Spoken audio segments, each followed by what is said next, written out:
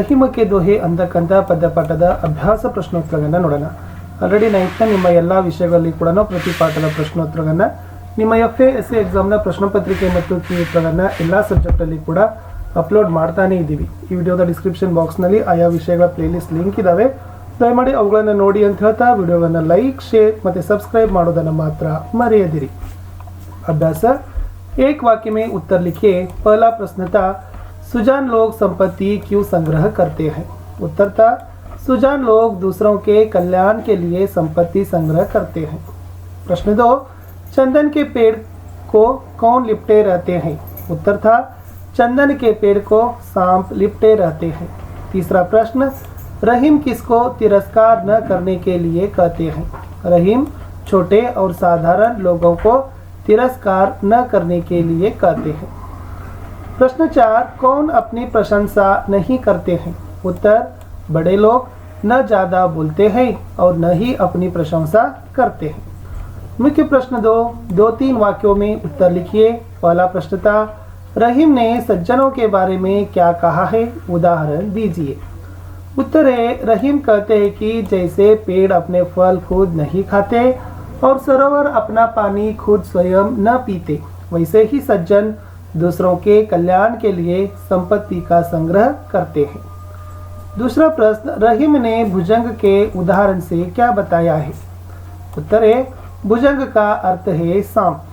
जिस प्रकार सांप के विष का असर चंदन के पेड़ पर नहीं होता है, वैसे ही सज्जनों पर बुरी संगत का प्रभाव नहीं होता ಅಂತಕ್ಕದ್ದನ್ನು ಬರೀಬೇಕು. प्रश्न 3, साधारण लोगों के महत्व को रहीम ने कैसे व्यक्त किया है? उत्तर, रहीम के अनुसार प्रतिष्ठित एवं संपन्न लोगों को देखकर साधारण लोगों के महत्व को नज़रअंदाज नहीं करना चाहिए, क्योंकि जहाँ सुई काम आती है वहाँ तलवार क्या कर सकती है.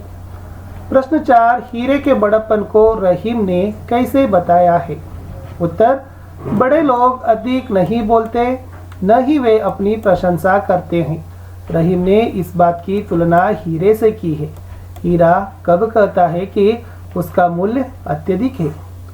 तीसरा मुख्य प्रश्न था, जोड़कर ऑलरेडी यहाँ पर पहले ही लिखा गया है. तरुवर फल नहीं खाता है, चंदन पेड़ लिपटे रहत भुजंग, देख बड़ेन को लघु न दीजिए डारी, हीरा लाख टका मम मोल ಅಂತಕ್ಕಂಥದ್ದು ಇತ್ತು. ಪ್ರಶ್ನೆ 4, ಅನುರೂಪ ಶಬ್ದ ಲಿಖಿಯೇ. ಇಲ್ಲೇನು ಮಾಡಬೇಕಂದ್ರೆ ಮೊದಲೆರಡು ಪದಗಳ ಸಂಬಂಧವನ್ನು ಗ್ರಹಿಸಿ ಮೂರನೇ ಪದದ ಅರ್ಥವನ್ನು ಬರಿಬೇಕು. ತರು ಪದದ ಅರ್ಥ ಪೇಡ್ ಆದರೆ ತಲವಾರ್ ಪದದ ಅರ್ಥ ಖಡ್ಗ. ದೂತ್ ಪದದ ಅರ್ಥ ಕ್ಷೀರ ಆದರೆ ಭುಜಂಗ ಪದದ ಅರ್ಥ ಸಾಂಪ್. ಮೋಲ್ ಪದದ ಅರ್ಥ ದಾಮ್ ಆದರೆ ಬೋಲ್ ಅಂದರೆ ಬಾತ್ ವಾಣಿ. ಕಾಜ ಕಾರ್ಯ ಸಂಪತ್ತಿ ದೌಲತ್ ಧನ್ ಅಂತಕ್ಕೂ ಕೂಡ ಏನು ಮಾಡ್ಬೋದು ಬರಿಬಹುದು. ಪದಗಳ ಅರ್ಥಕ್ಕನುಗುಣವಾಗಿ ಸಂಬಂಧೀಕರಣವನ್ನು ಬರಿಬೇಕಿತ್ತು. ಮುಂದಿನ ಪ್ರಶ್ನೆ ಮುಖ್ಯ ಪ್ರಶ್ನೆ 5, इन शब्दों के अलग अलग अर्थ लिखिए. ಒಂದು ಪದ ಕೊಟ್ಟಿದ್ದಾರೆ, ಅದಕ್ಕೆ ಬರ್ತಕ್ಕಂಥ ಹಲವು ಅರ್ಥಗಳನ್ನು ನೀವೇನು ಮಾಡಬೇಕಾಗಿತ್ತಪ್ಪ ಅಂದರೆ ಬರಿಬೇಕಿತ್ತು. ಪ್ರಶ್ನಿತ್ತು, ವರ್ दूल्हा वरदान अच्छा, सर तालाब, सिर मुखिया, पर पंख किंतु अधिकरण कारक, जान प्राण दम ಜೀವ ಅಂತಕ್ಕಂಥದ್ದು ಒಂದೇ ಪದಕ್ಕೆ ಒಂದೆರಡು ಪದಗಳನ್ನು ಕೊಡ್ತಕ್ಕಂಥ ಅರ್ಥಗಳನ್ನು ನೀವೇನು ಮಾಡಬೇಕಿತ್ತು ಬರೆದ್ರೆ ಪ್ರಶ್ನೆ ಅರ್ಥ ಏನಾಗ್ತದಪ್ಪ ಅಂದರೆ ಸರಿಯಾಗಿ ಆಗ್ತದೆ. ಮುಂದಿನ ಪ್ರಶ್ನೆ, ತುಕಾಂತ ಶಬ್ದ ಲಿಖಿಯೇ. ಪ್ರಾಸ ಪದಗಳನ್ನು ಏನು ಮಾಡಬೇಕಾಗಿತ್ತು ಬರೀಬೇಕಾಗಿತ್ತು. ಪ್ರಾಸ ಪದಗಳನ್ನು ಏನು ಮಾಡಿದ್ದಾರೆ ಕೇಳಿದ್ದಾರೆ. ಏನು ಬರಿಬೇಕಾಗಿತ್ತು ಅಂತಂದರೆ ಪಾನ ಮಾನ ಕುಸಂಗ ಭುಜಂಗ ಡಾರಿ ವಾರಿ बोल मोल ಅಂತಕ್ಕಂಥದ್ದು ಇತ್ತು. ಇನ್ನು मुख्य प्रश्न 7, इन शब्दों के उच्चारण लगभग समान है किंतु अर्थ भिन्न है, उनके अर्थ नीचे दिए गए हैं, शब्दों में से चुनकर लिखिए. ಪದಗಳ ಕೊಟ್ಟಿದ್ದಾರೆ, ಉಚ್ಚಾರಣ ಸಮಾನ ಇದೆ, ಬಟ್ ಅರ್ಥ ಮಾತ್ರ ಬೇರೆ ಇದೆ. ಅದಕ್ಕೆ ಹೊಂದಾಣಿಕೆ ಆಗ್ತಕ್ಕಂಥ ಅರ್ಥವನ್ನು ಕೊಟ್ಟಿರುವ ಪದಗಳ ಆಯ್ಕೆ ಮಾಡಿ ಪೂರ್ಣ ಮಾಡಲಿಕ್ಕೆ ಹೇಳಿದರು. ಪವನ ಹವಾ ಪಾವನ ಪವಿತ್ರ, दिन दिवस दीन दरिद्र, कीर्ति यश कृति रचना, अपेक्षा आशा उपेक्षा तिरस्कार, कृपन कंजूस कृपान कठार ಅಂತ ಇತ್ತು.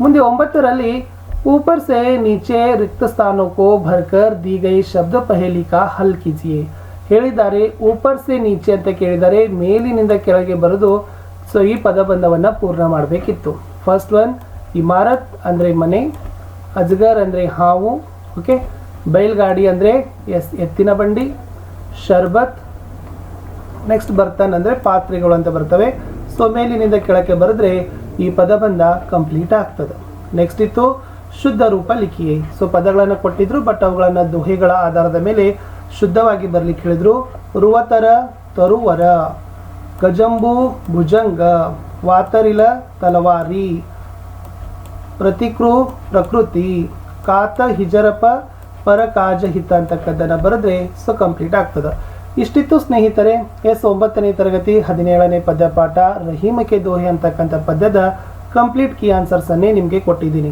ಸೊ ಆಲ್ರೆಡಿ ನಮ್ಮದು ಕನ್ನಡನೂ ಕೂಡ ಮುಗಿಲಿಕ್ಕೆ ಬಂದಿದೆ ಸೊ ಇವಾಗ ಹಿಂದಿನೂ ಕೂಡ ಮುಗೀತೋಯ್ತು ಇನ್ನು ಉಳಿದ ಎಲ್ಲ ಪಾಠಗಳ ಪ್ರಶ್ನೋತ್ತರಗಳನ್ನು ನಿಮ್ಮ ಬೇಗ ಎಕ್ಸಾಮಿವರೆಗೂ ಕೂಡ ಅಪ್ಲೋಡ್ ಮಾಡಿ ಮುಗಿಸ್ತೀವಿ ಸೊ ನಮಗೆ ಬೇಕಾಗಿರೋದು ನಿಮ್ಮ ಲೈಕ್ಗಳು ನಿಮ್ಮ ಶೇರ್ಗಳು ಎಸ್ ಮತ್ತು ನಮ್ಮದೇ ವಾಟ್ಸಪ್ ಚಾನಲ್ ಮತ್ತು ಟೆಲಿಗ್ರಾಮ್ ಗ್ರೂಪ್ ಅದ ಅವುಗಳ ಲಿಂಕನ್ನು ಕೊಡ್ತೀನಿ ಅವುಗಳಿಗೂ ಕೂಡ ಬಂದು ಜಾಯ್ನ್ ಆಗೋದನ್ನು ಮಾತ್ರ ಮರೆಯದಿರಿ ನಿಮ್ಮ ಒಂದು ಲೈಕ್ ನಿಮ್ಮ ಒಂದು ಶೇರ್ ನನಗೆ ಭಾಳಷ್ಟು ಮೋಟಿವೇಶನನ್ನು ತಂದು ಕೊಡ್ತದೆ ಸೊ ವಿಡಿಯೋ ಹೇಗೆ ಅನಿಸಿತ್ತು ಅನ್ನೋದನ್ನು ಕಮೆಂಟಲ್ಲಿನೂ ಕೂಡ ನೀವುಗಳು ಕೊಡ್ಬೋದು ಪರೀಕ್ಷಾ ತಯಾರಿಗಾಗಿ ನಿಮ್ಮ SA2 ಪರೀಕ್ಷೆಗಾಗಿ ನಾವು ಪ್ರಶ್ನೆ ಪತ್ರಿಕೆ ಮತ್ತು ಕೀ ಉತ್ತರವನ್ನು ಸಹಿತ ಶಾರ್ಟ್ಲಿಯಾಗಿ ಎಲ್ಲ ವಿಷಯಗಳಲ್ಲಿ ಕೊಡ್ತೀವಿ ಅಷ್ಟು ಮಾಡಿದರೂ ಕೂಡ ನೀವು ಫಸ್ಟ್ ಕ್ಲಾಸಲ್ಲಿ ಏನು ಮಾಡ್ತೀರಪ್ಪ ಅಂದರೆ 9th ಸ್ಟ್ಯಾಂಡರ್ಡಲ್ಲಿ ಉತ್ತಮವಾಗಿ ಅಂಕಗಳನ್ನು ಗಳಿಸ್ತೀರಿ ಸೊ ಓಕೆ ಇಷ್ಟಿತ್ತು ಈ ವಿಡಿಯೋದಲ್ಲಿ ಅಂತ ಹೇಳ್ತಾ ನಾನು